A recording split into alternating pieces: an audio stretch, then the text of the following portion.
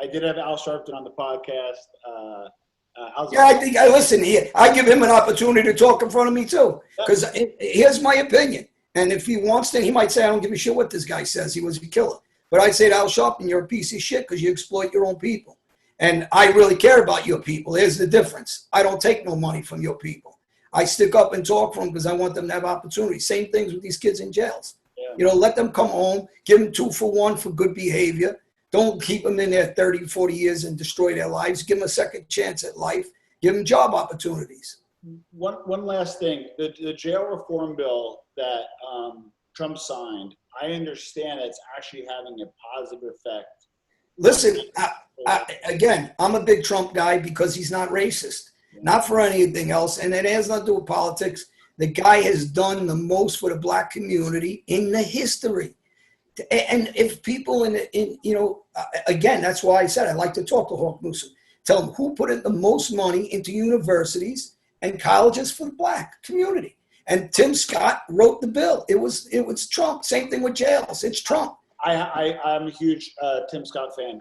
But that being said, though, specifically, because this is kind of back in your wheelhouse, if I may, the Justice Reform Bill, as far as being kind of close in that world, are good guys getting out? Are good guys getting fresh starts? Walk us through that.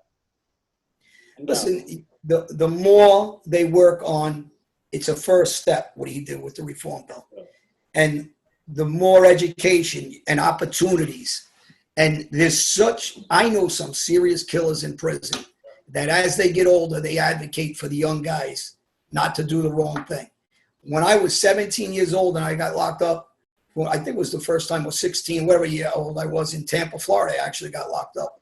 And there was an elderly black guy that pulled me on the side. And I was trying to act like I wasn't afraid, and he laughed, and he was in there for 2 bodies.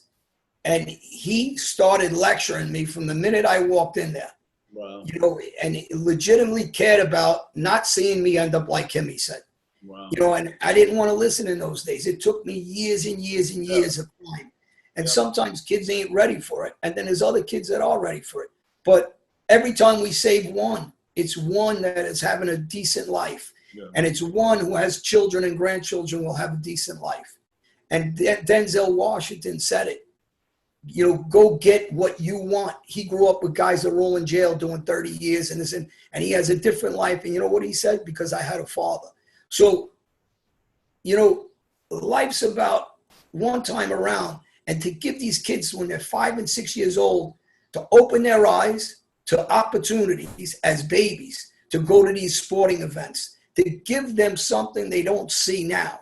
When a 5-year-old girl gets shot in Chicago, last week also, but just 2 days ago, where is these white spoiled little bastard brats with their signs?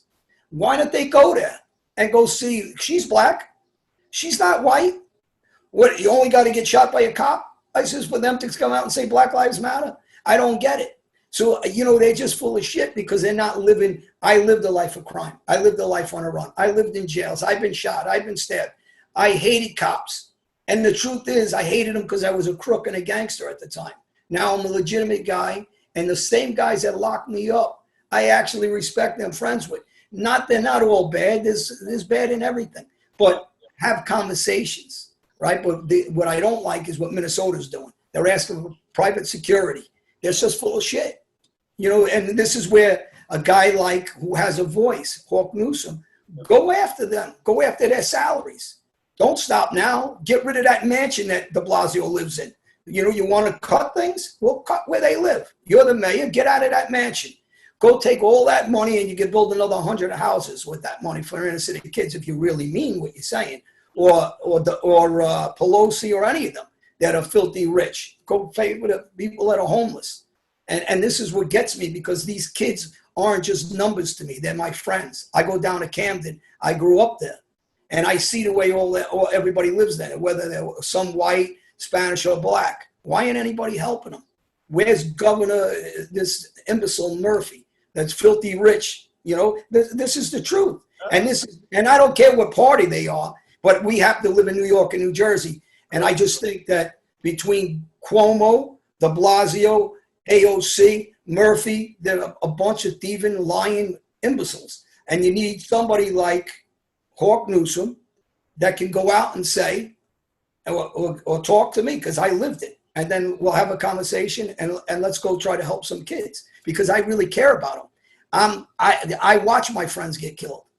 Yeah. I was involved in some of those murders against people that killed my friends. So I know what it is. But don't con us, because I hate being conned, and I hate being under somebody's thumb. And I don't want to see a drone over my head. And I don't want to be told this is America. We got to stay in the house. This ain't China. And I can't believe the imbeciles in the world that are listening to them staying in. Go out of the house. Open your business. Are you crazy? Why are you listening to them? Listening to what? There's a constitution. Go out of your house and make your money. And the same mayors and governors are saying they don't want the police. They're sending the police and the governors to strangle us. They're the ones sending them. So start where it's at. That's the governors and the mayor. Listen, we're going to put a link to the John and Gene show. John, you're generous with your time as always, so thank you for that. We covered the whole gamut, and we'll put a link to the show. And John, listen, as always, man, nice seeing you.